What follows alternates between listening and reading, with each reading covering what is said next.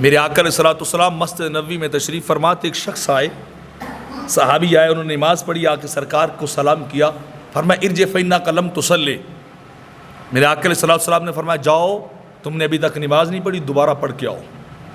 وہ دوبارہ گئے، انہوں نے پھر پہلی طرح ہی دوبارہ بھی نماز پڑھی، دوبارہ پڑھ کے سرکار کی بارگاہ میں آئے۔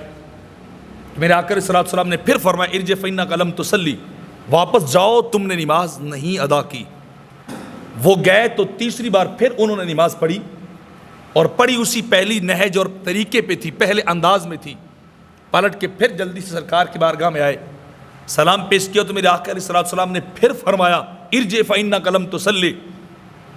میرے غلام جی، حضور فرمایا جاؤ نماز پڑھ کیا، تو نے نماز نہیں پڑھی ہے، تو نے نماز نہیں ادا کی۔ جب تیسری بار ہوئی تو نے عرض کی حضور مجھے آپ پھر سکھائیے، مجھے تو یہی طریقہ آتا ہے، جیسے میں نے 3 بار نماز پڑھ لی ہے، تو آپ مجھے سکھائیے کہ پھر نماز کیسے پڑھنی چاہیے۔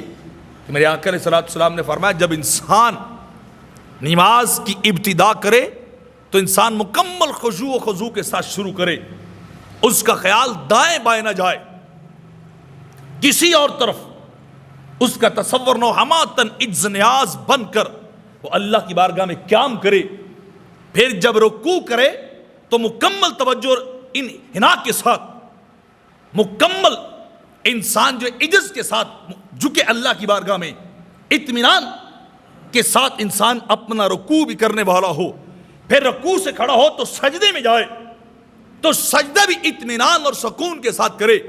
یہ نہ ہو کہ کھڑا ہو چند لمحوں کے لیے، پھر رکوع میں گیا، اشارہ کیا، کھڑے ہو گئے، سجدے میں گیا، بس اپنی پیشانی ٹکائی اور پھر واپس پلٹا۔ فرمایا یہ نماز نہیں ہوتی ہے، نماز اطمینان اور سکون کے ساتھ ہوتی ہے۔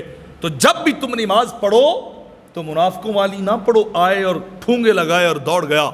میرے آقا فرماتے ہیں نماز جب بھی پڑھنی ہے مکمل اطمینان اور خشوع و خضوع کے ساتھ پڑھنی ہے۔ تو اس طرح نماز انسان کو ادا کرنی چاہیے۔